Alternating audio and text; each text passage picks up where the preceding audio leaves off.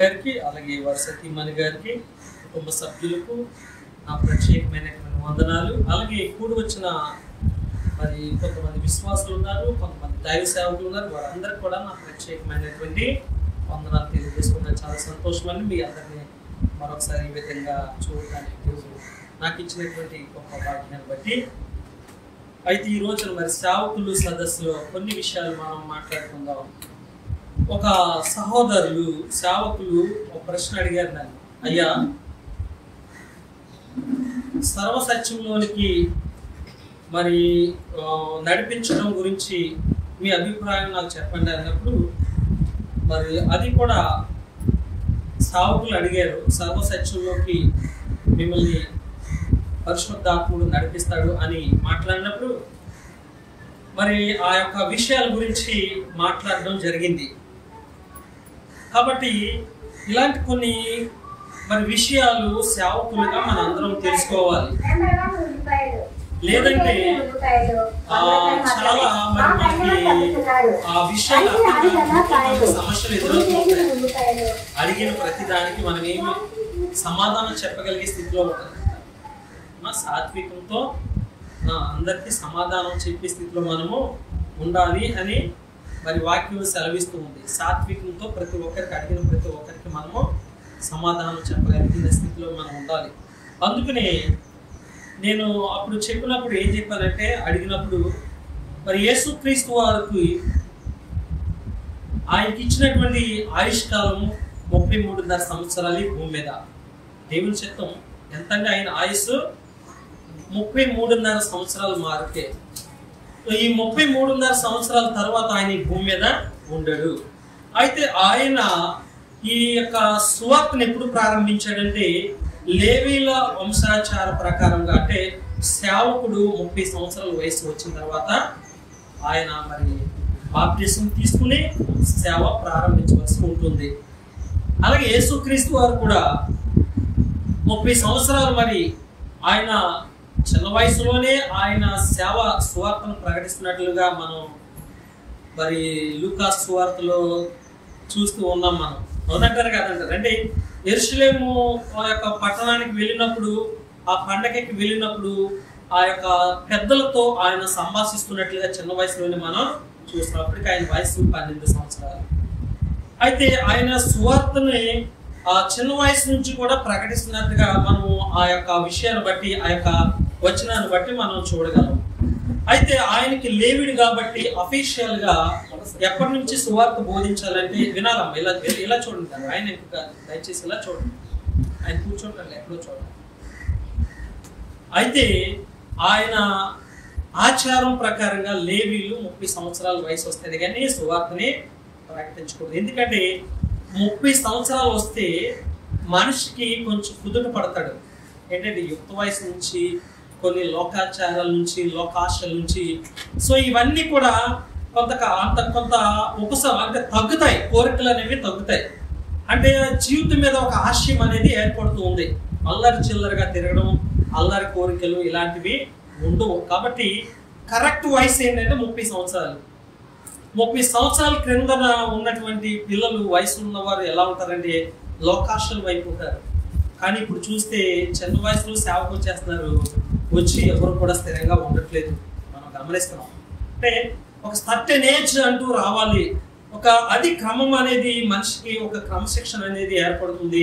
జీవితం మీద బాధ్యతలు పెరుగుతాయి. అందుకని లేవీలు ఆచార ప్రకారంగా 30వ సంవత్సరంలో మరి సేవకు రావడం జరిగింది. యేసుక్రీస్తు వారు వచ్చిన తర్వాత 3.5 సంవత్సరాలు మాత్రమే దేవుని సువార్తని ప్రకటించాడు ఆ చుట్టుప్రక్కల ఉన్నటువంటి గ్రామాల్లో. అయితే ఆయన వెళ్ళిపోయిన తర్వాత మరి అంటే ఆయనకి ఇచ్చినటువంటి ఆయుస్ అంతే. దేవుడు మనకి ఇచ్చిన ఆయుస్ ప్రకారం మనం ఈ భూమి మీద బ్రతుకుతాం. ఆ తర్వాత ఈ భూమిని విడిచి వెళ్ళిపోతాం. అలాగే యేసుక్రీస్తు వారు కూడా అదే జరిగింది. ఆయనకి ఆయుస్ ఎంతకాలం ఇచ్చాడంటే దేవుడు 33.5 సంవత్సరాలు మాత్రమే ఇచ్చాడు. ఆ తర్వాత ఆయన తిరిగి వెళ్ళిపోవాల్సి ఉంది. అయితే ఆయన వెళ్ళిపోయిన తర్వాత అక్కడ అడుగుతారు కదా, మీకు నేను అనేక సంగతులు నేను చెప్పవలసి ఉంది కానీ నాకు ఇంకా సమయం లేదు, అవి ఇప్పుడు మీకు చెబితే అర్థం కావు అంటాడు. అంటే ఆయనకి సమయం లేదు, తీరుబాటుగా కూర్చునే సమయం ఆయనకి లేదు. ఎంతవరకు చెప్పాలో మనము ఈ భూమి మీద మరి భక్తి భావాలు, భక్తి జీవితం, ఎంత పరలోక రాజ్యానికి కావాల్సినటువంటి ప్రతి విషయాన్ని కూడా ఆయన భూమి మీద చెప్పేసి మరి మిగతా విషయాలు ఇంకా ఏమి కూడా విడిచిపెట్టకుండా శిష్యులకు అప్పగించి ఆయన వెళ్ళిపోవడం జరిగింది. సో అయితే ఆయన చెప్పినటువంటి మాటల్ని మనం చదువుకుంటే చాలు, అంతకు మించి మనకి ఏమీ అవసరం లేదు. ఆ మాటలు చాలు. బైబిల్లో యేసుక్రీస్తు చెప్పినటువంటి బోధనలు చెప్పుకొని వింటే నిత్య జీవానికి కరెక్ట్ గా మనకి వెళ్ళడానికి సరిపోతుంది. అంతకు మించి మనకు అవసరం లేదు. చూడండి, విద్యార్థులు ఉన్నారండి. 1వ తరగతి వాడికి 1వ తరగతి పాఠాలు మాత్రమే చాలు. 2వ తరగతి వాడికి 2వ తరగతి పాఠాలు అంటే కొంచెం పెరుగుతుంది స్టెప్. అలాగే 10వ తరగతి వాడికి, అలాగే ఇంటర్మీడియట్, అలాగే డిగ్రీ, అలాగే పీజీ, పోస్ట్ గ్రాడ్యుయేషన్ చేసే వాళ్ళకి అంటే వారి స్థాయిని బట్టి వారికి అవసరం ఉంటుంది. ఆ సబ్జెక్ట్ ని చెప్పడం జరుగుతుంది. దానికి మించి అవసరం లేదు, దానికి తక్కువ అవసరం ఉండదు, సరిపోదు. ఎంతైతే అవసరం ఉందో అంత జ్ఞానము బోధిస్తారు. అలాగే యేసుక్రీస్తు వారు మనము పరలోక రాజ్యానికి వెళ్ళడానికి ఎంతైతే అవసరం ఉందో అంత వాక్యాన్ని బోధించారు. అయితే మరి ఆయన ఇందులో కొన్ని గూఢమైనటువంటి వాక్యాలు చాలా వరకు మనకు అర్థం కాలేదు. సో అర్థం కానటువంటి విషయాలు, మరి నా తర్వాత నేను వెళ్ళవలసి ఉంది, నా పని అయిపోయింది, నా తర్వాత ఇంకొక ఆయన ఉన్నాడు, ఆయన వస్తాడు, ఆయన మీ అందరిని కూడా సర్వసత్యంలోనికి నడిపిస్తాడు, ఆయనే పరిశుద్ధాత్ముడు అని యోహాను సువార్త 16వ అధ్యాయంలో చెప్పడం జరుగుతుంది. అంటే ఇప్పుడు మనం విన్నటువంటి సంగతులు మనం చాలా విషయాలు గ్రహించుకోలేము. అవునంటారా కాదంటారా? చాలా విషయాలు మనము గ్రహించుకోలేము, అర్థం కావు. సో అర్థం కానటువంటి విషయాలు మనము ఎవరిని అడగాలి? మీకు జ్ఞానము కొదవగా ఉన్న ఎడల నన్ను అడగండి, దేవుణ్ణి అడగండి, అప్పుడు ఆయన మీకు ఇస్తాడు అన్నాడు. మరి దేవుణ్ణి అడగాలంటే మరి మన యొక్క ప్రార్థన విజ్ఞాపములు డైరెక్ట్ గా మరి దేవునికి వెళతాయి అంటే మన భాషలో అంటే వెళ్ళవు అంట. మరి ఎవరు మన అవసరతలకి మధ్యవర్తిగా ఎవరు కావాలి? మనకి మధ్యవర్తిగా ఎవరు కావాలంటే పరిశుద్ధాత్ముడు కావాలి. అంటే ఉచ్చరింపరాని సత్యంతో మన యొక్క మాటల్ని ఎవరికి చేరవేస్తున్నాడు? మన యొక్క ప్రార్థన విజ్ఞాపములన్నిటినీ దేవునికి. చూసారా, పరిశుద్ధాత్ముడి డ్యూటీ ఏంటి? ఇప్పుడు మన అందరినీ కూడా సర్వసత్యంలోనికి నడిపిస్తూ ఉన్నాడు. అంటే ఆయన యొక్క ఉద్యోగం ఏంటి భూమి మీద? మన అందరికి కూడా తెలియనటువంటి విషయాలు మనము అడుగుతూ ఉన్నప్పుడు, దేవుణ్ణి అడుగుతూ ఉన్నప్పుడు ఈ పరిశుద్ధాత్ముడు ఏం చేస్తాడంటే మనకి సహాయం చేస్తూ ఉన్నాడు. అదేంటి ఆయన పని. అంటే తండ్రికి ఒక పని ఉంది, కుమారునికి ఒక పని ఉంది, పరిశుద్ధాత్మునికి ఒక పని ఉంది. సో ఎవరు చేయవలసినటువంటి పనులు వారు చేస్తూ ఉన్నారు. సో ఇవన్నీ ఎవరి గురించి చేస్తున్నారు? ఈ ముగ్గురు ఎవరి గురించి చేస్తున్నారు? కరెక్ట్ గా మాట చెప్పారు, మన గురించే. అంటే మన గురించి ఆ దేవుడు మన గురించి ప్రతి క్షణం ఆలోచిస్తుంటే మరి మనం ఏం చేస్తున్నాం? ప్రతి క్షణము దేవుని గురించి ఆలోచిస్తున్నామా? లేదు. ప్రతి క్షణము మన భవిష్యత్తు గురించి, మన పిల్లల భవిష్యత్తు గురించి, ఈ లోకంలో ఉన్న కోరికల గురించి ఆలోచిస్తున్నాం. కానీ దేవుడు అలా కాదు పిల్లరా. ఎందుకంటే ఒక మాట చెప్తాను, మన బిడ్డలు మరి మన మాట వినకపోతే మనం ఎంత నొప్పి పడతాం, అంటే ఎంత బాధపడతాం ఒకసారి గమనించండి. బాధపడతామా లేదా? అలాగే తండ్రి మన కొరకు ఆయన మాట విని ఆయన కొరకు జీవించాలని ఆయన ఎంతో ప్రయాసపడుతుంటే మనం ఏం చేస్తామంటే ఆయన్ని ప్రక్కన పెట్టి మన జీవితాన్ని ఒక నూతన జీవితాన్ని సృష్టించుకునే లోకంలో ఉద్యోగాలు సంపద సో ఇలాంటివి మరి చేసుకుంటూ మనము మన వ్యక్తిగత జీవితానికి ప్రాధాన్యత ఇస్తూ దేవుని ప్రక్కన పెడుతూ ఉన్నాం. అవునంటారా కదంటారా? ఎస్, 100% నిజం. కానీ దేవుడు మనల్ని విడిచిపెట్టి ఆయన పనులు చేసుకోవట్లేదు. ఒకవేళ మనల్ని విడిచిపెట్టి ఆయన పనులు చేసుకుంటే ఈ పంచభూతాలు ఒక్క క్షణం ఆగితే ఏమైపోతాం? గాలి ఒక్క క్షణం ఆగితే ఏమైపోతాం? వెంటనే ఇలాగే కూర్చున్న వాళ్ళు మీరు కూర్చున్నట్టే ఒరిగిపోతారు. నేను నిలబడినట్టుగానే ఒరిగిపోతాం. లేదా ఈ యొక్క గాలి ప్రవాహం లేకపోతే ఎక్కడో అక్కడే ఆగిపోతాం కూడా. కదలిక ఉండదు మనిషిలో. మనిషిలో కదలిక ఉండదు. అంటే ఎలా ఉండేవాళ్ళు అలాగే మోషన్లెస్, అంటే కదలిక లేకుండా అలాగే ఉండిపోతాం, పడిపోతామో లేదా ఉండిపోతామో నాకైతే తెలియదు. కానీ స్పేస్ లో అలా నిలబడిపోయి ఉంటారు, గాలి లేదు కదా. అంటే మనం కూడా ఎలా కూర్చున్న వాళ్ళు అలాగే ఉంటారు, నిలబడిన వాళ్ళు ఇలాగే ఉంటారు. అంటే గాలి మనలో బ్రీతింగ్ ఊపిరి ఉంది కాబట్టి మనం కదులుతున్నాం, ఊపిరి లేకపోతే మనం అలాగే నిలబడిపోతాం. చూసారు దేవుడు మన గురించి ఎంత ఆలోచిస్తున్నాడో. మరి ఎప్పుడైనా మనం దేవుడి గురించి ఎంత ఆలోచిస్తున్నాము? ఆలోచించాలి. అందుకనే మన అందరినీ సర్వసత్యంలోకి నడిపించడానికి పరిశుద్ధాత్ముడు వచ్చాడు. అంటే మనము అర్థం చేసుకునే జ్ఞానము బైబిల్లో చాలా తక్కువగా ఉంది, అంత ఈజీగా అర్థం కాదు. కాబట్టి మనకు అర్థం అవడానికి పరిశుద్ధాత్ముడు మన కొరకు ఆయన పంపించాడు ఈ లోకానికి. నేను వెళ్ళవలసి ఉంది, నేను వెళ్తేనే కానీ ఆయన ఆదరణకర్త మీ మధ్యకు. నాకు ఇంకా చాలా పనులు ఉన్నాయి, ఏంటా పనులు అంటే మీకు నివాసములు నేను సిద్ధపరుస్తున్నాను, కడుతున్నాను. అక్కడ ఒక మేషన్ వర్క్ చేస్తున్నాడు ఆయన మేషన్ కాదండి, ఒక ఆర్కిటెక్ట్, ఆయన ఒక డిజైనర్ ఆయన. చెప్పాను మీకు ఎప్పుడన్నా చెప్పాను, నేను ఎప్పుడన్నా చెప్పాను అన్నమాట. చెప్పాను యేసుక్రీస్తు గారు ఒక ఆర్కిటెక్ట్ అని, ఒక డిజైనర్ ఆయన, ఒక ఇంజనీర్ లాగా. సో ఎందుకంటే ఆయన ఆల్రెడీ ఈ భూమిని చేసినప్పుడే నేను ఒక ఆర్కిటెక్ట్, ఒక డిజైనర్ అని చెప్పాడు. ఆ వాక్యం చెప్పాను అయిందంటే చెప్పలేదు సార్. సామెతల గ్రంథం 8 చెప్పాను కదా, చెప్పలేదా? ఓకే, ఆయన అసలు ఈ భూమికి పునాది వేసినప్పుడు, ఈ నదులు డిజైన్ చేసినప్పుడు, ఈ పర్వతాలు డిజైన్ చేసినప్పుడు నేను ఒక ఆర్కిటెక్ట్, నేను దేవుని దగ్గర ఉన్నాను, ఎంతో దేవునితో ఆనందిస్తున్నాను అన్నాడు ఈ సృష్టిని చేస్తున్నప్పుడు. అయితే మరి అదే ఈ భూమిని చేసినటువంటి డిజైనర్ యేసుక్రీస్తు అయితే మరలా మన అందరికీ పరలోక రాజ్యంలో ఏం చేస్తున్నాడంట?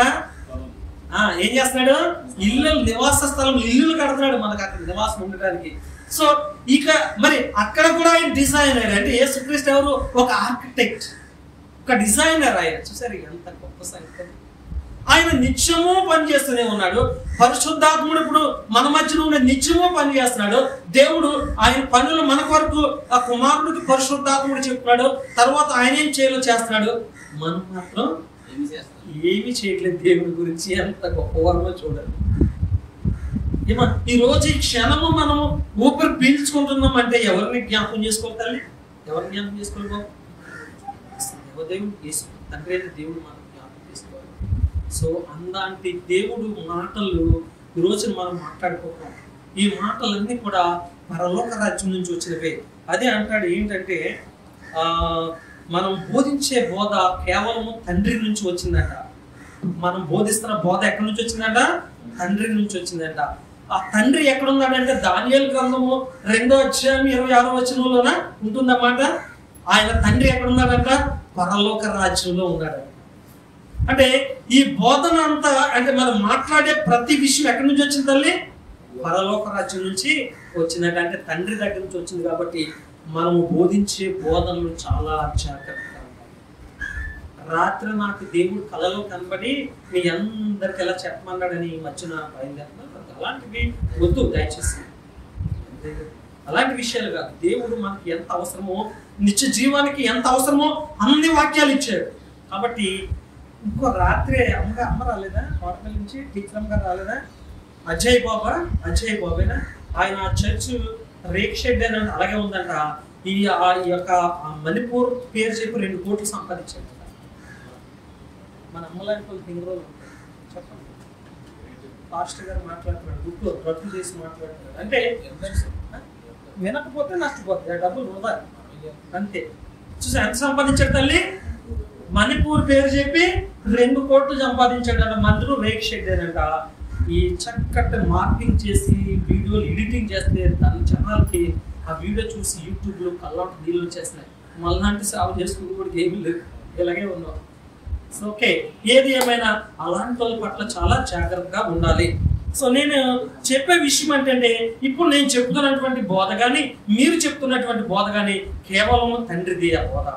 కాబట్టి అందుకని అంటున్నాడు పరిశుద్ధాత్ముడు మరి మనకు జ్ఞాపకం చేస్తున్నాడు అంట. ఏమని అంటే ఒకసారి చూద్దాం. యోహాను సువార్త 14:24-26 ఒకసారి మనం ధ్యానం చేసుకుందాం. 14 యోహాను సువార్త 14 24 నుంచి 26 వచనాలు చదవండి తల్లి. నన్ను ప్రేమింపని వాడు నా మాటలు గైకొనడు. నన్ను ప్రేమింపని వాడు నా మాటలు గైకొనడు. మీరు వినుచున్న మాట నా మాట కాదు, నన్ను పంపిన తండ్రిదే. నేను మీ వద్ద ఉండగానే ఈ మాటలు మీతో చెప్పి తిని. ఆదరణకర్త అనగా తండ్రి నామమున పంపబోవు పరిశుద్ధాత్మ సమస్తమును మీకు బోధించి నేను మీతో చెప్పిన సంగతులన్నింటినీ మీకు జ్ఞాపకం చేయును. చూడండి, ఇక్కడ చక్కటి మాటలు మాట్లాడుతూ ఉన్నాడు. యేసుక్రీస్తు వారు ఈ భూమి మీద ఉన్నప్పుడు చెప్తున్నటువంటి సంగతులు మనం చాలా జాగ్రత్తగా, అసలు ఎక్కడ యేసుక్రీస్తు వారు వాక్యాన్ని నేర్చుకున్నాడు, ఈ పరిశుద్ధాత్ముడు ఎక్కడ నేర్చుకున్నాడు, ఈ విషయాలు కూడా మనం తెలుసుకోవాలి. అంతే కదా. ఇప్పుడు నేను బోధించినవే ఆదరణకర్త పరిశుద్ధాత్ముడు బోధిస్తాడు అన్నాడు. అంటే యేసుక్రీస్తు వారు భూమి మీద ఈ 33.5 సంవత్సరాలు ఉన్నప్పుడు పరిశుద్ధాత్ముడు ఈ భూమి మీద ఆయన పని లేదు, ఆయన రాలేదు. ఇక్కడ ఎప్పుడు వచ్చాడు? యేసుక్రీస్తు వారు మరణించి 3 దినాలు లేచి 40 దినాలు మరలా ఆ శిష్యులను అందరినీ సరి చేసుకుని అప్పుడు వెళ్ళిపోయిన తర్వాతనే ఆదరణకర్త ఈ భూమి మీదకి వచ్చాడు. అవునంటారా కాదా? మరి ఆయన యేసుక్రీస్తు చెప్పిన మాటలు వినలేదు. మరి ఆయన ఎక్కడ నేర్చుకున్నాడు? ఆ మాటలు కూడా మనం చూద్దాం. చూడండి ఎంత చక్కగా ఉన్నాయి. అంటే ఏమంటాడండి, మీరు వినుచున్న మాట నా మాట కాదు. మరి ఎవరి మాట? యేసుక్రీస్తు వారే చెప్తున్నారండి.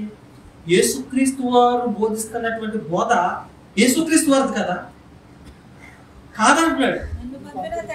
నన్ను పంపిన తండ్రిదే అంటాడు. అంటే యేసుక్రీస్తు వారు కూడా మరి ఎవరి దగ్గర నేర్చుకుని వచ్చాడు విద్యను? తండ్రి దగ్గర నేర్చుకుని వచ్చాడు. పోనీ ఆయన ఏమన్నా సొంత మాటలు మాట్లాడుతున్నాడా? ఏమీ మాట్లాడతలేదు. మరి నువ్వెందుకు మాట్లాడుతున్నావు? నీ కల్లో కనపడ్డాడని ప్రశ్న వేసుకోండి. అంటే చాలా జాగ్రత్త. మోసపోయేవాడు ఉన్నంత కాలము మోసగించేవాడు వస్తూనే. తప్పెవరిది? ఎస్, తప్పెవరిదండి? అంతే. నీకు ఎంత అవసరంతో అంతా ఇచ్చారు. ఇప్పుడు గమనియేలు గారు ఉన్నారు. ఆయన కుటుంబంలో ఆయన మరి ఆ కుటుంబానికి యజమాని కాబట్టి మరి ఆ కుటుంబంలో కావాల్సినటువంటి ఆ యొక్క బియ్యం కానీ కూరగాయలు కానీ నూనెలు కానీ ఇవన్నీ నెలకు సరిపాటుగా ఎంత అవసరం ఆయనకి తెలుసు. మరి సిస్టర్ గారు ఏం చెప్తారంటే ఈ అవసరం అంతా లిస్ట్ రాసిస్తారు. ఎంత అవసరమైతే ఉందో అంతా తెచ్చి ఆయన అక్కడ ఇస్తాడు. అంతకు మించి ఎక్కువ తెస్తే ఏమైపోతాయి? ఇవి కూరగాయలు గట్ట ఏమైపోతాయి? పాడైపోతాయి. మరలా రైస్ ఎక్కువ తెచ్చినా పురుగు పట్టేస్తాయి.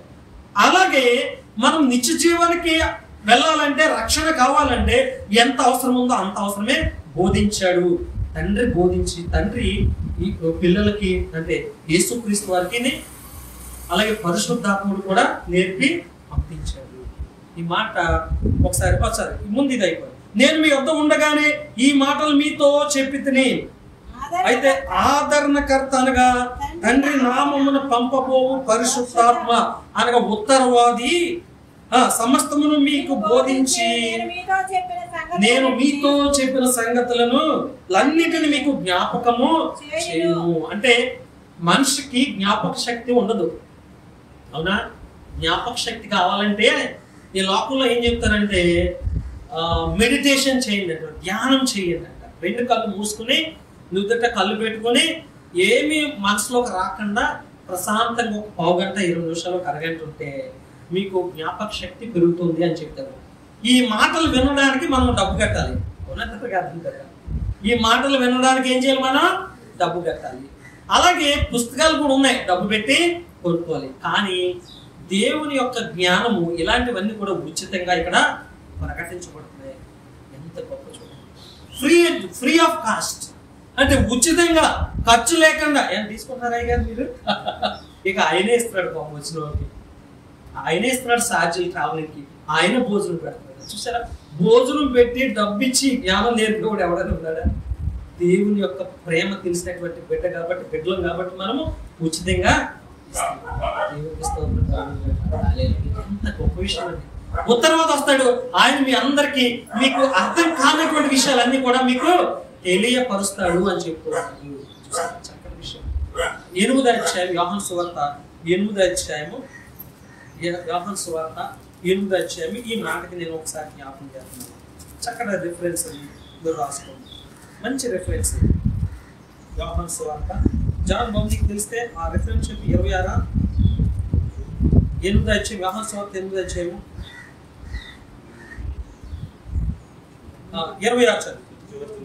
8:26 మిమ్మల్ని గూర్చి చెప్పుటకును తీర్పు తీర్చుటకును చాలా సంగతులు నాకు కలవు గాని నన్ను పంపిన వాడు సత్యవంతుడు. నేను ఆయన యొద్ద వినిన సంగతులే లోకమునకు బోధించుచున్నానని చెప్పాను. చూసారా ఏమంటే? అంతే. ఇప్పుడు స్కూల్ ఎక్కడుంది? బడి ఎక్కడుంది? పాఠాలు నేర్చుకునే బడి ఎక్కడుంది? నన్ను. అంటే ఈ లోక జ్ఞానం నేర్చుకోవడానికి ప్రతి గ్రామంలో చిన్న స్కూల్స్ ఉన్నాయి. కొన్ని గ్రామాలు కలిపి ఒక హై స్కూల్ ఉంది. అలాగే కొన్ని గ్రామాలు కలిపి ఒక కాలేజ్ ఉంది. అంటే ఈ లోక జ్ఞాని ఏమయ్యాను? శాస్త్రి ఏమయ్యాను? ఈ లోకపు జ్ఞానము దేవుని దృష్టికి వెర్రితనముగా ఉందంటున్నాడు. అంటే ఈ లోక జ్ఞానం సంపాదించుకుంటే అది కొంతకాలమే, చచ్చిపోయే వరకే, అంటే బ్రతుకున్నంత వరకే. ఆ తర్వాత ఈ లోక జ్ఞానము ఉపయోగపడదు అని దేవుడు అక్కడే చెప్తున్నాడు. జ్ఞాని ఏమయ్యాను? శాస్త్రి ఏమయ్యాను? ఈ లోకపు జ్ఞానము దేవుని దృష్టికి వెర్రితనముగా ఉందంటున్నాడు కదా. 1 కొరింథీయులకు రాసిన పత్రిక 1వ అధ్యాయంలో. అంటే మరి దేవుని జ్ఞానము నిన్ను బ్రతికించే జ్ఞానము, దేవుని జ్ఞానము నీకు మరో జన్మనిచ్చే జ్ఞానము, పునర్జన్మ ఇచ్చే జ్ఞానము. ఆ జ్ఞానం నేర్చుకోండి అన్నాడు. ఆ జ్ఞానము ఎక్కడ నుంచి వచ్చింది? తండ్రి యొద్ద నుంచి వచ్చిన బోధ. ఎవరు నేర్చుకున్నారు అక్కడ అంటున్నాడు? యేసుక్రీస్తు. ఏమంటున్నాడు? మరలా చదవండి. ఎంత చక్కటి మాటలండి. మాటలు వింటుంటే మిమ్మును గూర్చి చెప్పుటకును తీర్పు తీర్చుటకును చాలా సంగతులు నాకు కలవు. కానీ నన్ను పంపినవాడు సత్యవంతుడు. నేను ఆయన వద్ద నుండి వినిన సంగతులే లోకమునకు బోధించుచున్నాను. అంటే జ్ఞానం అంటే పునర్జన్మ సంబంధమైనటువంటి జ్ఞానం కానీ, ఈ భూమి మీద నివసించే అంటే వివేకంతో నడుచుకునే జ్ఞానం కానీ ఎక్కడుందంట? తండ్రి యొక్క హృదయం. ఇప్పుడు అసలు ప్రపంచానికి మాస్టర్ ఎవరు? తండ్రి అయిన దేవుడు. అక్కడ మొట్టమొదటి విద్యార్థులు ఎవరు? యేసుక్రీస్తు వారు, పరిశుద్ధాత్ముడు. చూసారా? అంటే వీళ్ళు విద్యార్థులు. అక్కడ తండ్రి మాస్టర్. పాఠశాల ఎక్కడుంది? పరలోక రాజ్యంలో. ఆ జ్ఞానము ఎటర్నల్, నశించిపోయే జ్ఞానం కాదు. ఈ లోక జ్ఞానము వెర్రితనం అంటున్నాడు. అంటే ఆ యొక్క పాఠశాలలో విద్యార్థులు ఎవరు? తండ్రి మాస్టర్ అయితే యేసుక్రీస్తు పరిశుద్ధాత్ముడు విద్యార్థులు. అంటే వీళ్ళిద్దరూ కూడా ఒకేసారి నేర్చుకున్నారు. అవునంటారా కాదంటారా? అవునంటారా కదంటారా? ఎందుకని చెప్తున్నానండి, నేను వెళ్ళవలసి ఉన్నది. నేను వెళ్ళిపోయిన తర్వాత ఆదరణకర్త మీ మధ్యకు వస్తాడు. ఆయన మిమ్మల్ని నేను బోధించిన మాటలు కాక మరి ఏ మాటలు కూడా బోధించడు. ఆ మాటలతోనే మీ అందరిని కూడా సర్వసత్యంలోకి నడిపిస్తాడు అన్నాడు. మరి ఆయనకి ఎలా తెలుసు ఈ మాటలు? అంటే అక్కడ నేర్చుకున్నారు. అవునంటారా కదంటారా? ఇద్దరు ఒకేసారి నేర్చుకున్నారు. అంతేగాని కుమారుడు నేర్చుకున్నటువంటి జ్ఞానాన్ని పరిశుద్ధాత్ముడు మరలా యేసుక్రీస్తు దగ్గర నేర్చుకుని నువ్వు వెళ్ళిపో యేసయ్యా, నువ్వు వెళ్ళిపోయి నీ పని చేసుకుని నేను నీ మా దగ్గర విన్నాను కదా, ఇక నుంచి నేను చూసుకుంటాను అనలా. అక్కడి నుంచి దిగి వచ్చాడు ఆయన పరిశుద్ధాత్మ. తర్వాత వచ్చి ఆయన మనందరూ కూడా సర్వసత్యంలోకి నడిపిస్తున్నాడు. ఆయన యోహాను సువార్త 17:4 చూడండి. ఇక్కడ అన్నాడు కదా, అనేక సంగతులు నాకు ఉన్నాయి. తగు తీర్చమంటున్నారు కొంతమంది. చిచ్చి మీకు తగు తీర్చడానికి నేను రాలేదంటున్నా. కానీ మనం ఏం చేస్తామంటే ఈ లోకంలో తగులు తీర్చుకుంటాం, ఈ లోకంలో మెచ్యూర్ ఫంక్షన్ చేయడం, పెళ్ళిళ్ళు చేయడం, ఇవే సరిపోతున్నాయి మనకి. వాక్యానికంటే సంఘంలో సర్వసత్యం బోధించి అంటే వీళ్ళందరినీ సర్వసత్యంలోకి నడిపించవలసిన మనం సేవకులు ఏం చేస్తామంటే ఈ లోకంలో పడిపోయి, కార్యక్రమాల్లో పడిపోయి, అసలు విషయాలు మర్చిపోతున్నాం ప్రియులారా. చేయుటకు నీవు నాకు ఇచ్చిన పని నేను పూర్ణముగా సంపూర్ణముగా నెరవేర్చి భూమి మీద నిన్ను మహిమపరచితిని. చూసారా, దేవుణ్ణి భూమి మీద మహిమపరచాడంట. నీవిచ్చిన సంగతులు నేను బోధించాను తప్ప నేను ఇక్కడ వింటున్నటువంటి అనేక సంగతులు చూస్తే నాకు ఆశ్చర్యం వేసింది. ఆ విషయాలు ఏమి నేను పట్టించుకోలేదు. చూసావా, నీవు నాకు అప్పగించిన దానిని సంపూర్ణంగా నెరవేర్చాను అంటాడు. ఈ రోజున దేవుడు సేవకులు అయినటువంటి మనకు ఆయన యొక్క బాధ్యత మనకు ఉంది. ఆ బాధ్యతను నెరవేర్చే బాధ్యత మన మీద ఉంది. ఆ యొక్క సేవ తప్ప దేవునికి సంబంధం లేనటువంటి యాక్టివిటీస్, కార్యక్రమాలు మనము చేయకూడదు. అవి మనకి సంబంధం ఉంది. ఎందుకంటే మన రాజ్యం వేరు, ఈ లోక రాజ్యము వేరు. అవునంటారు కదండి. మన రాజ్యానికి ఆ రాజ్యానికి సంబంధము. కానీ మనం ఏం చేస్తామంటే ఈ రెండు రాజ్యాలు కల్పిస్తాం మనం. అవునంటారు కదండి. ఏది, ఈ లోకరాజ్యాన్ని మన రాజ్యంలో కలిపేసి మిక్స్ చేసేసాం. మరి మనం కరెక్ట్ అంటారా మనం చేస్తున్నది? మీకు అర్థమై ఉంటుంది, నేను వివరంగా చెప్పాను. ఈ లోకరాజ్యాలు శాశ్వతం కాదు, మన రాజ్యమే శాశ్వతం. ప్రపంచం అంతా వ్యాపించేసినప్పటికీ చెప్పాడు కదా దానియేలు గ్రంథం 2వ అధ్యాయం, దానికి అంతం లేదంటారు రాజ్యం. ఉన్నగారు కదంటారు. రాబోతున్న రాజ్యానికి అంతం లేదు, అది క్రీస్తు రాజ్యం, సంఘం. Kingdom is nothing but church, సంఘం. చూసారు అంటే యేసుక్రీస్తు వారు అప్పగించినటువంటి దాన్ని నేను సంపూర్ణంగా నెరవేర్చాను, మిమ్మల్ని మహిమపరచాను భూమి మీద అన్నది. అంటే ఆయన ఇచ్చిన పని ద్వారా దేవుని మహిమపరచాడు. మనకిచ్చిన పని మనము సంపూర్ణంగా సక్రమంగా చేయకపోతే దేవుణ్ణి ఏడిపిస్తున్నటువంటి వారు అవుతాం, మహిమపరిచేవారు. అందుకనే అయితే మరొక మాట, అంటే ఈ బోధ కేవలం తండ్రి అయినా దేవునిదే, మనది కాదు, భూ సంబంధమైనటువంటి బోధలు కాదు ఇది. ఇంకొక మాట చూద్దాం. యోహాను సువార్త 16 అధ్యాయం 15 యోహాను సువార్త 15 అధ్యాయం 15 వచనం. యోహాను సువార్త 15 అధ్యాయం 15 వచనం. చెప్పండి.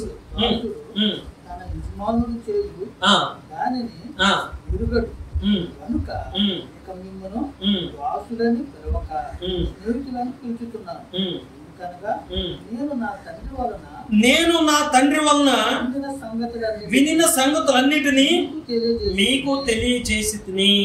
అంటే ఎంతవరకు మనం గ్రహించుకునే శక్తి మనలో ఉందో, ఎంతవరకు మనము నిత్య జీవానికి వెళ్ళాలో ఆ యొక్క మాటలు యేసుక్రీస్తు వారు మనకి బోధించారు. దానికి మించి ఎక్సీడ్ అవ్వలేదు, దానికి మించి వెళ్ళిపోలేదు.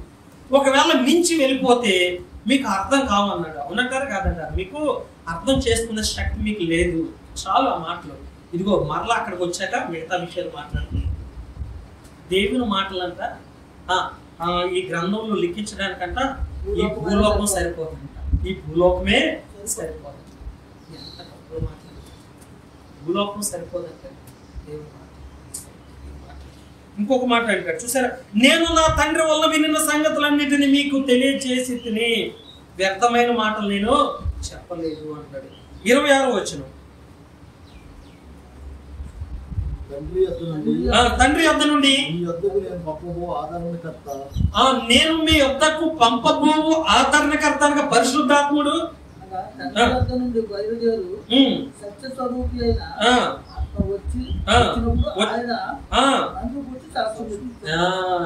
నన్ను గూర్చి సాక్ష్యం ఇస్తున్నాడు అని చెప్పాడు. పరిశుద్ధాత్మ వచ్చినప్పుడు ఆయనను గూర్చి సాక్ష్యం ఇచ్చును అని చెప్పాడు. సాక్ష్యం ఇంకెవరి గురించి లేవు. సాక్ష్యం ఎవరి గురించి చెప్పాలి? యేసుక్రీస్తు గురించే సాక్ష్యం చెప్పాలి. మన గురించి సాక్ష్యం చెప్తే ఎవరు?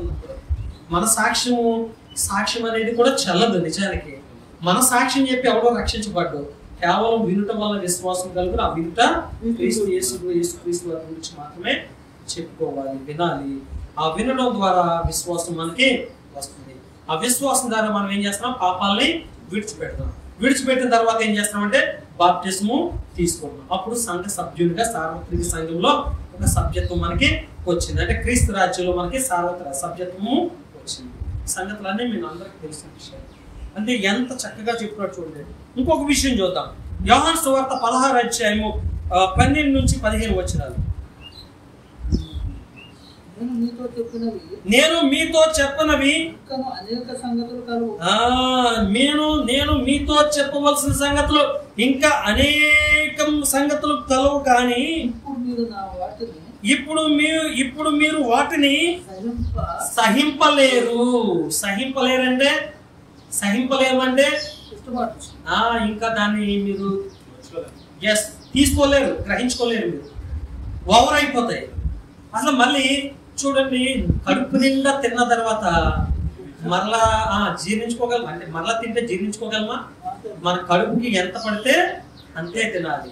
అంతకు ఎక్కువ తిన్నామనుకో ఆపసాపాలు పడిపోయి ఆయాసం వచ్చేసి ఏం చేస్తాం? హాస్పిటల్కి తీసుకెళ్ళాలి, డాక్టర్ని తీసుకెళ్ళాలి. చాలా ఇబ్బంది పడ్డామా లేదా? ఎస్, రుచిగా ఉందని విపరీతంగా తినేస్తాం. తిన్న తర్వాత ఎంత ఆప్సాపాలు పడతామంటే అజీర్తి చేస్తుందా లేదా? ఎస్, అదే ఇక్కడ చెప్తున్నాడు. మీరు సహించుకోలేరు కాబట్టి మీకు ఎంత అవసరమో మానవుడి జ్ఞాపకం, అంటే మానవుడు ఎంతవరకు గ్రహించుకోవాలో అంతవరకే నేను చెప్పాను. చాలు. ఈ మాటలు ఎంతకు మించి కొత్త విషయాలు ఏమి బోధించిన అవసరం. ఆ ఉన్న సంగతులే బోధించుకొని జాగ్రత్తగా మీరు గ్రహించుకోండి అని చెప్తాడు. సహింపలేరు. అయితే ఆయన అనగా సత్య స్వరూపి అయిన ఆత్మ వచ్చినప్పుడు మిమ్మల్ని సర్వసత్యంలోనికి నడిపించును అన్నాడు. చూడండి, అయ్యారు చదవండి ఒక్క నిమిషం. అయితే ఆయన అనగా సత్య స్వరూపి అయిన ఆత్మ వచ్చినప్పుడు మిమ్మల్ని సర్వసత్యంలోనికి నడిపించును. ఆయన అనగా ఆయన, గమనించండి ఇక్కడ ఆయనని ఎవరు పిలుస్తాం? ఆయనని ఎవరు పిలుస్తాం? ఒక వ్యక్తిని, అంతేనా? అంటే ఆయన వస్తున్నాడని అడుగుతాం, ఈమె వస్తుందని అడుగుతాం. అంటే నౌన్, ప్రొనౌన్ అంటారు. ఆయన, ఆమె అనేది ప్రొనౌన్ ఇంగ్లీష్. నౌన్ అంటే పేరు, నామ పేరు. అది కామన్ నౌన్ అయినా ప్రాపర్ నౌన్ అయినా పేరు. సో ఇక్కడ ఆయన అనగా ప్రొనౌన్. ఆయన అనగా ఒక వ్యక్తి. అంటే పరిశుద్ధాత్ముడు కూడా ఒక వ్యక్తి, ఒక శక్తి కాదు. చాలా మంది ఏమంటారంటే శక్తి అంటారు. శక్తి అలా పెట్టండి, శక్తే. దేవుడు కూడా శక్తే. ముగ్గురు, తండ్రి కుమార పరిశుద్ధాత్ముడు మహాశక్తి గల శక్తే. ఎందుకంటే ఆత్మ కనుక ఆయనను ఆత్మతోనూ సత్యంతోనూ ఆరాధించింది. ఇప్పుడు ఇన్కార్నేషన్ అంటే నరరూపిగా వచ్చినప్పుడు మాత్రమే మన ఆకారంలో యేసయ్య ఉన్నాడు. లేదంటే ఆయన కూడా ఆకారం లేనట్టు. ఒకవేళ ఆకారం పెట్టి పూజిస్తే అది విగ్రహారాధనే. అది చూడండి, వేదాలు చెప్తున్నాయి, బైబుల్ చెప్తుంది, తర్వాత ఖురాను చెప్తుంది. దాని గురించి నేను మాట్లాడాను, రికార్డ్ ఇంకా విడుదల చేయలే. దేవుడు ఒక్కడే. సో ఈ రోజున చాలా క్లియర్గా ఉంది, భగవద్గీతలో కూడా చాలా క్లియర్గా ఉంది. ఆ ఆత్మ ఇక ఒక రూపాన్ని చేసి పూజిస్తే అది విగ్రహారాధన, అది సరైనది కాదు. వాళ్ళ గ్రంథాలు చెప్తున్నాయి, అయినా వాళ్ళు గ్రహించుకోవట్లేదు. పిచ్చి ముదురుపోయి పాకం పట్టేసింది అంతే. సత్యాన్ని గ్రహించుకోవట్లేదు, కానీ ఒక పిచ్చి ముదురుపోయి భక్తిని మాత్రం చేస్తున్నారు. చనిపోయిన తర్వాత తెలుస్తున్నారు. అవునంటారు కదంట. ఎంత పాపం చేసామో, ఎంత తప్పు చేసామో ఇప్పుడు తెలుస్తుంది. చనిపోయిన తర్వాత, అంటే బ్రతుకుండగా తెలియదు. ఎందుకంటే మనం బ్రతుకుండగా చూడలేదు, రియల్గా చూడలేదు. కానీ బైబిల్ చాలా క్లియర్గా చెప్తుంది. మీకు ఒక ఎగ్జాంపుల్, మనం తల్లి గర్భంలో ఉన్నప్పుడు ఈ ప్రపంచం చూసామా? చూడలేదు. ఎప్పుడు చూసాం? బయటకు వచ్చిన తర్వాత. అలాగే పరలోక రాజ్యాన్ని, నరకాన్ని దేవుడు ఎప్పుడు చూస్తాం? చచ్చిన తర్వాతే చూస్తాం. ఎందుకంటే ఇప్పుడు చూడలేము, బ్రతుకుండగా చూడలేము. ఈ సత్యాన్ని తెలుసుకోవడం రహస్యం, సీక్రెట్. అదే దేవుడు యేసు ప్రభువు గారు చాలా స్పష్టంగా మనకి తెలియపరచాడు. అందుకనే బైబుల్ జ్ఞానము మహోన్నతమైన జ్ఞానం. దీని మించిన జ్ఞానము ఎక్కడ లేదు. ఏ ప్రపంచం, ఏ జ్ఞానం కూడా, ఏ గ్రంథాల్లో కూడా లేదు. అన్ని ఇమిడి ఉన్నటువంటి మహోన్నతమైనటువంటి జ్ఞానం ఇది. అంటే అయితే అనగా ఆయన అనగా పరిశుద్ధాత్ముడే, తండ్రి కుమార పరిశుద్ధాత్ముడు. త్రయం అంటారు తెలుగులో, త్రయం, ట్రినిటీ ఇన్ ఇంగ్లీష్లో అంటారు. చక్కగా మరి వాళ్ళు అన్నింటిలో సమానులే. ఒకరికి మించి ఒకరు ఎక్కువ కాదు, ఒకరు తక్కువ కాదు. దాని గురించి వివరించినప్పుడు స్టార్ట్ చేసి వదిలేశాను, కానీ పూర్తిగా నేను వివరించలేకపోయాను, సమయం కుదరట్లేదు కొన్నిసార్లు. అనగా సత్య స్వరూపమైన ఆత్మ వచ్చినప్పుడు మిమ్మును సర్వసత్యంలోనికి నడిపించును. సర్వసత్యంలోనికి ఆయన నడిపిస్తాడు. అంటే ఇప్పుడు మనకి ఎవరు నడిపిస్తున్నారు మనల్ని? మరి యేసుక్రీస్తు వారు ఏం పని మీద ఉన్నాడు? ఏం చేస్తున్నాడు అయ్య గారు? స్థలాలు సిద్ధపరిచి ఆయన పనులు ఆయన ఉన్నాడు. నేను ఇంకెప్పుడు కనబడను మీకు, కానీ ఒక దినాన్ని వస్తాను, judgement day. The judgement day. Yes, ఎప్పుడు వస్తాడు? The judgement day, second coming, రెండో రాకలో మాత్రం వస్తాను. రహస్యంగా వస్తానని చెప్పలేదు ఎక్కడ. రహస్య రాకడ, రహస్య రాకడ అంట. మరి ఇది ఎక్కడ పడుతుంది? ఎంత మోసం చేస్తున్నా. రహస్య రాకడ. నేను దొంగల్లో వస్తానని చెప్పాడంటే దొంగ అంటే ఏంటంటే they do not mention by particular time. అంటే వాళ్ళు ఏ సమయాన్ని ఎప్పుడు కూడా చెప్పరు దొంగోళ్ళు. రహస్యంగా వస్తారంటే అది, అంతేగాని రహస్య రాకడ పెద్ద పెద్ద జ్ఞానులు బోధిస్తున్నారు. ఎస్, నేను మరలా మీకు కనిపించను, నేను మరలా మీకు కనిపించను.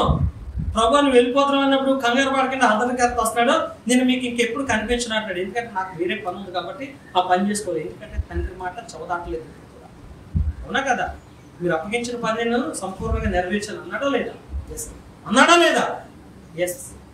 అంతేగాని ఆయన సొంత కార్యక్రమాలు చేసుకోలేదు. భూమి మీదకి వచ్చి అనేక సంగతులు నాకు కలవు అన్నాడు. అవునా కదా? 8:20 లేఖనం చదివాం కదండి. అనేక సంగతులు మాకు కలవు, కానీ అవన్నీ నేను చేయలేదు. నాకు అప్పగించిన పని నేను పూర్తిగా చేశాను, మిమ్మల్ని భూమి మీద మహిమపరిచాను తండ్రి అని. నా స్థానాన్ని కోల్పోకుండా నాకు నీ యొక్క దివ్యమైనటువంటి స్థానాన్ని నాకు దయచేయండి వేడుకున్నప్పుడు తండ్రి కొన్ని పార్శ్వంన గొప్ప విషయాలు. అయితే ఇక్కడ ఏమంటాడంటే ఆయన నాకు వేరే పనులు ఉన్నాయి, ఇదిగో ఆదరణకర్త ఇప్పుడు మీ మధ్యన ఉన్నాడు, ఆయనే మీ అందరినీ సర్వసత్యంలో నడిపిస్తున్నాడు. మీరు ప్రార్థన చేస్తారు కదా తండ్రికి, ఉచ్చరింపరాని సఖ్యంతో మన యొక్క ప్రార్థన విజ్ఞాపనం అన్నింటినీ కూడా దేవునికి తెలియపరుస్తున్నాడు. ఈ పని అంతా ఎవరు చేస్తున్నారు? ఇప్పుడు ఈయన ప్రార్థన, మీ ప్రార్థనలు, నా ప్రార్థనలు, మనందరి ప్రార్థనలు, ప్రపంచంలో కొన్ని కోట్ల మంది ప్రార్థనలు ఒకే టైంలో చేస్తారు. ఎంత శ్రమ పడుతున్నారు. మీరు రెండమ్మా అంటే ప్రార్థన అంటే మీ టయాలు, మీ సమయాలన్నీ, మీ పనులన్నీ ముగించుకునే వెళ్దామని అన్నట్టు వస్తున్నారు. కానీ మన అందరి కోట్ల మంది ప్రజల యొక్క ప్రార్థన విజ్ఞాపనలు ఉచ్చరింపరాని సఖ్యంతో చేస్తున్నామంటే మన యొక్క ప్రార్థన విజ్ఞాపనలన్నీ కూడా పరిశుద్ధాత్ముడు ఒంటి చేతితో చేస్తున్నాడు. దేవుడికి స్తోత్రం కలుగునుగాక. ఇది ఒక మర్మమైనటువంటి సంగతి. ఒక్కడు చేస్తున్నాడంటే కోట్ల మంది ప్రజలు చేస్తున్నటువంటి ప్రార్థన తండ్రికి చేర్చడానికి ఒక్క దేవుడు వింటున్నాడండి. మన కోట్ల మంది ప్రజల యొక్క ప్రజానికి ప్రార్థన ఒక్క ఆయన వింటున్నాడు, ఒక్క ఆయన తండ్రికి చేరవేస్తాడు. మరి మనం ఎంత కావాలి? ఎంతమంది కావాలి? కూర్చుని ఎత్తకు ఒకటి కావాలి, స్టాండ్ పెడతాకు ఒకటి కావాలి, మైక్ పెడతాకు ఒకటి కావాలి. చూసారా, మనుషులు డివైడ్ అయిపోతున్నారు కదా. కానీ దేవుని యొక్క మహిమ అంత గొప్ప, ఒక్కడే చేస్తాడు. యేసుక్రీస్తు వారు అక్కడ తెక్కటేస్తాడు. మరి ఎంతమంది అక్కడికి వెళ్ళిపోతారు? వాళ్ళకి ఇదే పని మీద ఉన్నాడు యేసయ్య. ఇక్కడ నుంచి వెళ్ళిపోయిన తర్వాత 2000 సంవత్సరాలు దాటి 24వ సంవత్సరంలో ఉన్నాం. ఈ సంవత్సరాలు 2024 సంవత్సరాల నుంచి ఇల్లు కడతానే ఉన్నాడు. ఎంతమంది వెళ్తారు, ఎంతమంది ఉంటారు ఆయనకే తెలియదు. అయ్యా మనులో మాణిక్యాలు బంగారు గీతం అండి.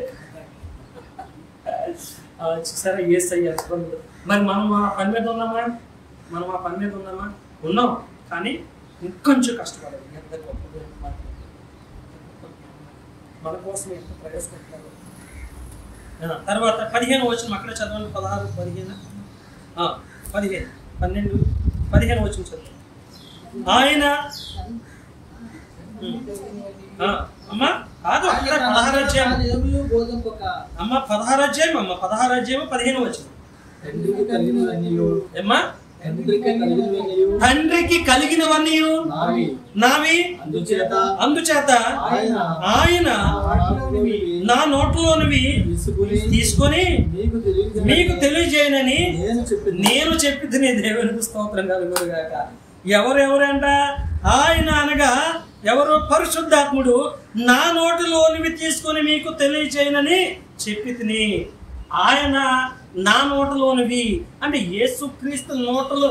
ఇప్పుడు నేనే బోధించినట్లుగా అచ్చుగా మీరు నాకులా బోధించారు అనుకో, ఏమంటారు? అచ్చ ఆ విజయ్ బాబు గారి లాగానే బోధిస్తున్నాడు ఈయన, అయ్యే వచనాలు తీస్తున్నాడు అవునంటారు కదా. మరి నేను ఎక్కడ నేర్చుకున్నానంటే నేను నా గురువు గారి దగ్గర నేర్చుకున్నాను. సో మీరు విన్నారా, నా దగ్గర నేర్చుకున్నారు. అట్లా మన మాటలు ఎక్కడ కూడా తేడా లేదు, కరెక్ట్గా ఒకేలా ఉన్నాయి. అంటే ఇవన్నీ ఎక్కడి నుంచి, అసలు మాస్టర్ ఒక ఆయన ఉన్నాడు, ఆయన దగ్గర నుంచి. అర్థమైందమ్మా? అంటే ఆయన నోట్ల నుంచి వచ్చినవి అంటే వీరి తండ్రి బోధించాడు, బోధకుడు, తండ్రి బోధకుడు, మాస్టర్, విద్యార్థులు ఎవరు? యేసుక్రీస్తు, పరిశుద్ధాత్ముడు. చిన్న తప్పు as it is, same to same అంటాం కదా, as the same to same, అచ్చుగుద్దినట్లుగా అవే వాక్యాలు భూమి మీద మరి ఏమి చేయించింది. కానీ మనం ఏం చేస్తున్నాం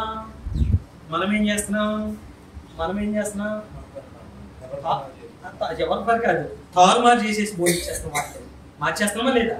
అందరికీ ఒకే భావం కలిగినటువంటి బోధించవలసిన మీరు రకరకాలుగా ఎందుకు భావాలు మార్చేసుకుంటున్నాము?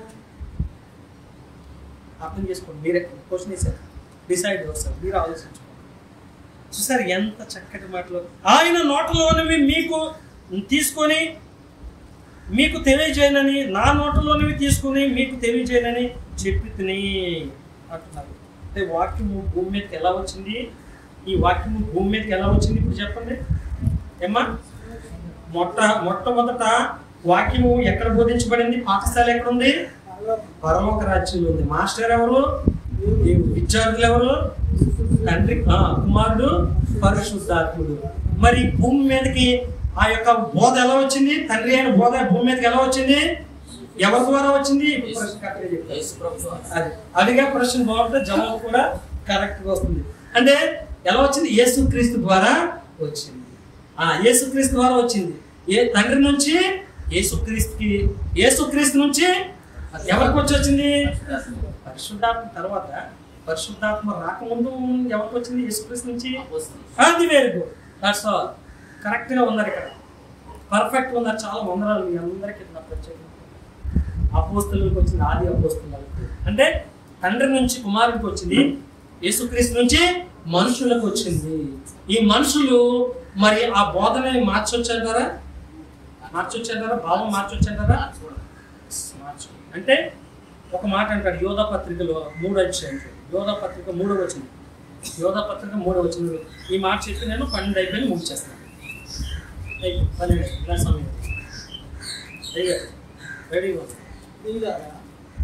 ప్రియులారా, మనందరికీ కలిగాడు రక్షణను గూర్చి మీకు రాయవలనని విశేష ఆసక్తి గలవాడనై ప్రయత్నపడుచుండగా పరిశుద్ధులకు ఒక్కసారి అప్పగింపబడిన బోధ నిమిత్తము మీరు పోరాడవలనని మిమ్మును వేడుకొనిచున్నాను. చూడండి, మిమ్మును వేడుకొనిచున్నాను అంటే ఒక్కసారి అప్పగింపబడిన బోధ నిమిత్తం మీరు పోరాడాలి. అంటే బోధ మాటికి మారిపోతుందంటారా? మారిపోతుంది అయ్యారు? అదే ఎస్, మారిపోతుంది. కానీ అప్పగింపబడిన బోధ నిమిత్తమే పోరాడదు తప్ప బోధన మనము మార్చకూడదు. ఎందుకంటే చాలా క్లియర్ గా విన్నాం, అందరికీ తెలియపరచండి. మీరు ఎక్కడైతే బోధిస్తున్నారో అన్ని సంఘాల్లో ఈ సత్యాన్ని బోధించండి. చూసారు, అప్పగించబడి పరిశుద్ధులు మనందరం ఎవరమాట? పరిశుద్ధులము. ద హోలీ అంటే God is Holi, God is Holi. దేవుడు పరిశుద్ధుడు కాబట్టి మీరు కూడా పరిశుద్ధులు. అందుకనే అలా పిలుస్తూ ఉన్నాడు యోధా పత్రికలో యోధా. కాబట్టి మీకు అప్పగింపబడిన బోధ నిమిత్తం మీరు పోరాడండి, మనందరం పోరాడతాం. కాబట్టి ఈ బోధ తండ్రి అయిన దేవుని బోధ. దేవుడు మిమ్మల్ని అందరూ బహుగా దీవించి ఆశీర్వదించుగాక. ఆమేన్. ఓకే.